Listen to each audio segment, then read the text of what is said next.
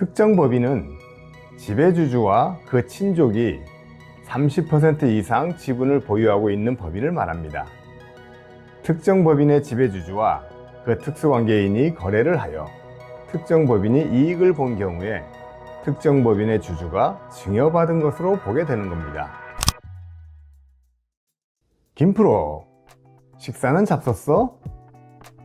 여러분의 밥을 항상 걱정하는 김프로입니다. 저번 영상에 이어 이번 영상에서도 특정 법인에 대해 설명드리겠습니다. 오늘은 저희 딸과 함께 Q&A 형식으로 세션을 진행하고자 합니다. 네, 안녕하세요. 그럼 첫 번째 질문 드리겠습니다. 특정 법인에 대해 간략히 설명해 주십시오.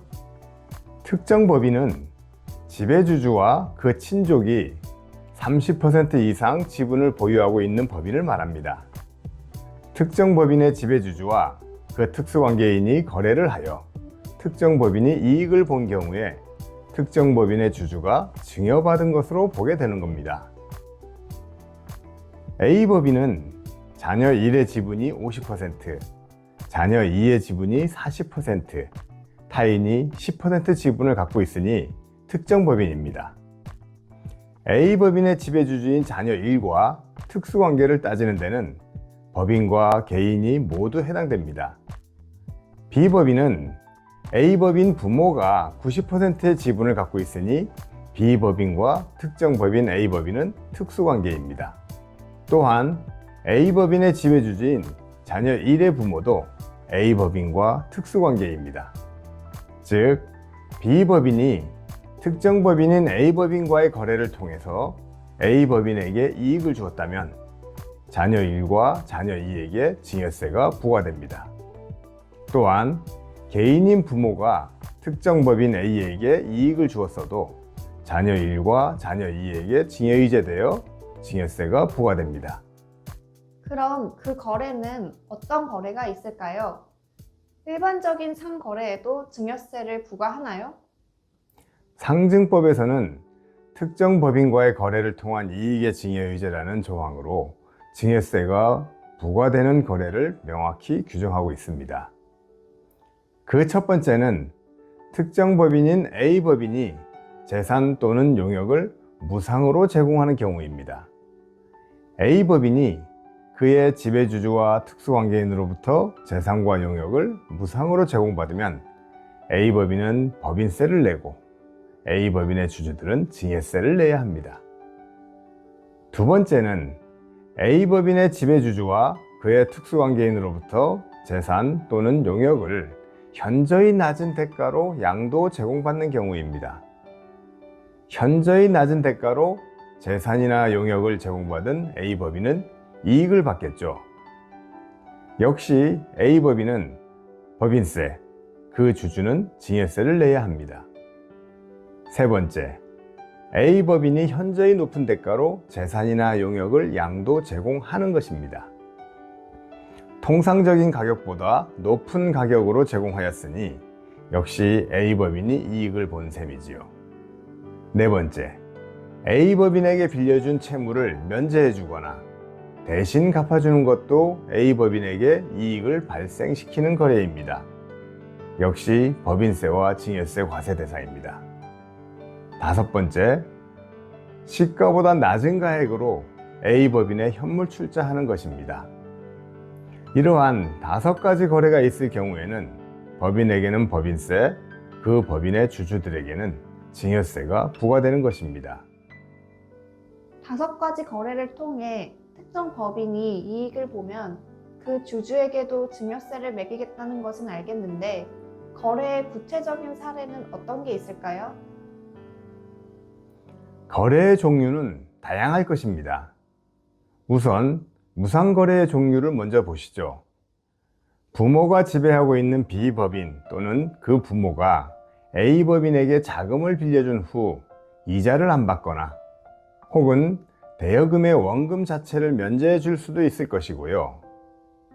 A법인의 부채를 대신 상환해 줄 수도 있을 것입니다. 그리고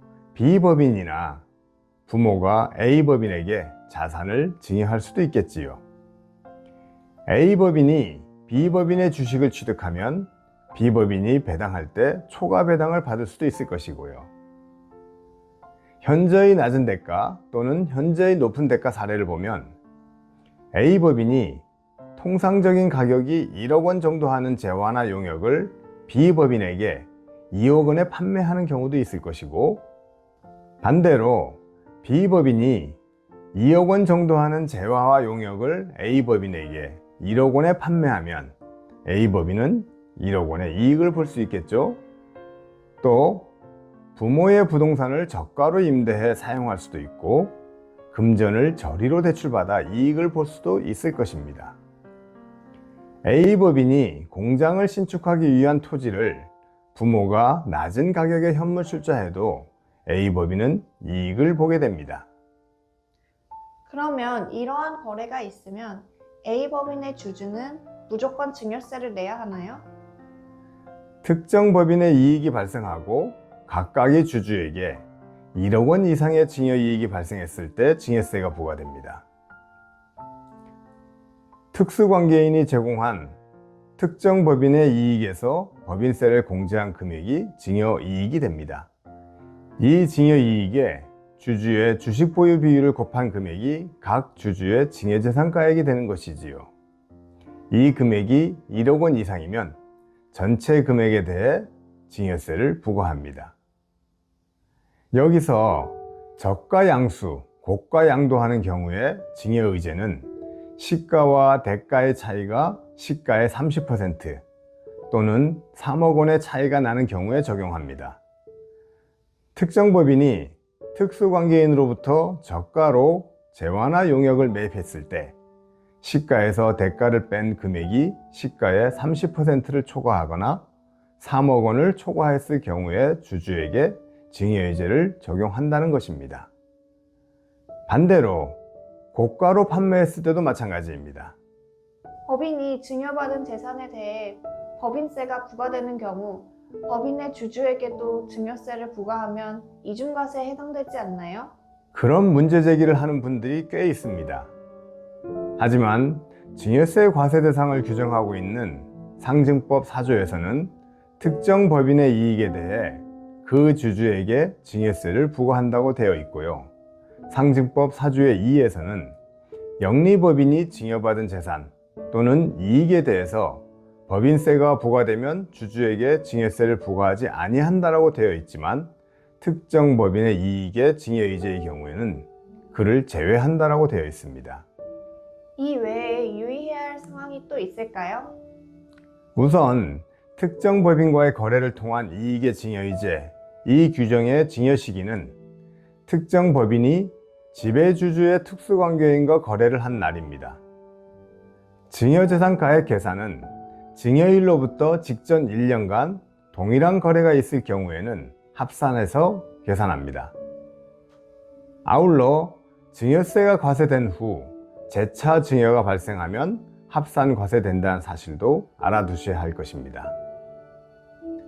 이상으로 특정 법인과의 거래를 통한 이익의 증여의제에 대해 전반적인 내용을 살펴보았습니다.